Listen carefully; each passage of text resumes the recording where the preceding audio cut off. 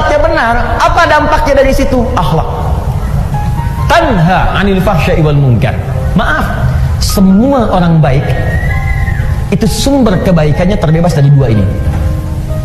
Mohon izin Bu ya, kalau ibu anaknya, cucunya, atau kita sendiri ingin baik, rumusnya gampang, bebaskan dari dua sumber ini, tidak ada yang ketiga. Di keburukan itu cuma dua, kalau bukan fahsya pasti munkar. Kalau bukan fahsya pasti munkar. Apa itu fahsya? Fahsya keburukan yang bersumber dari syahwat. Pornografi, porno aksi, LGBT, yang jorok-jorok, yang kotor itu fahsya. Awas, hati-hati. Saya ulang ya. Pornografi, porno aksi, LGBT, homo, lesbi, transgender, sejenisnya itu fahsya namanya. Jadi mustahil ada orang sholat berbuat fahsya, mustahil. Makanya ketika seseorang sholatnya benar, itu pasti akan memberikan perisai pada dirinya dari perbuatan fahsya. Nih Bu ya, gak usah jauh-jauh.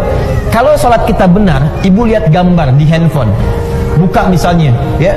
Begitu ingin lihat berita, tiba-tiba ada gambar yang tidak elok. Itu kalau sholat kita benar, dalam hati kita ada yang disebut dengan burhan. Laula an ra'a burhana rabbi, burhan. Burhan itu petunjuk Allah yang muncul dalam hati, yang menjauhkan kita dari maksiat. Ketika kemudian ditampakkan oleh Allah, laula ar-ra'a burhana rabbi, kalau dia tidak merasakan, melihat burhan, petunjuk di hatinya dari Allah, ini salah, jangan lakukan.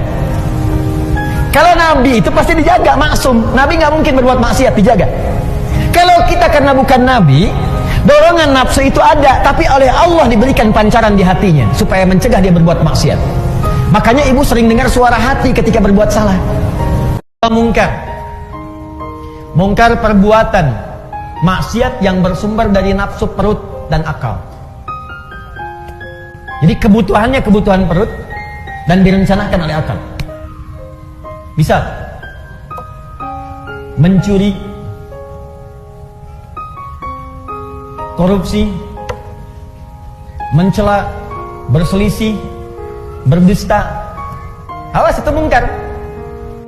Mencela itu perbuatan mungkar, makanya ada larangan mencela. Quran surah ke-49 ayat yang ke-11, ya ayyuhalladzina amanu la yaskhar qaumin qaum, jangan saling mencela.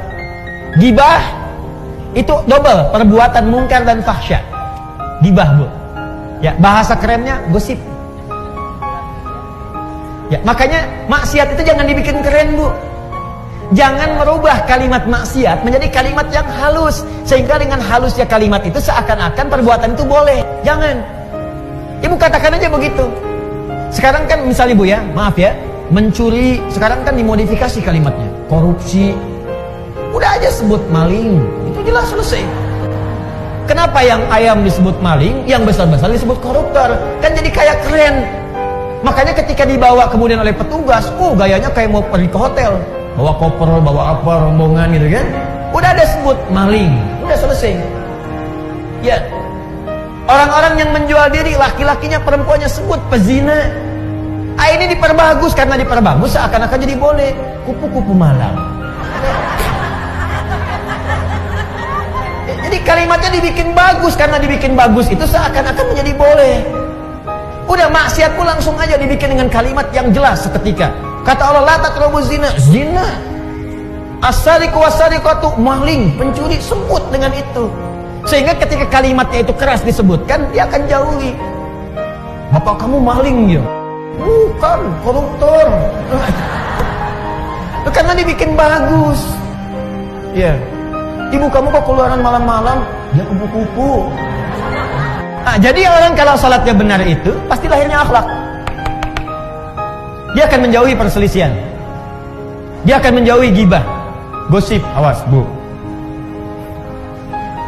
Maaf ya, saya tunjuk ibu karena memang pesan di Qur'annya itu lebih kuat ke perempuan. Laki-laki mungkin, tapi perempuan lebih kuat cenderungannya. Itu ada di surat Ibu.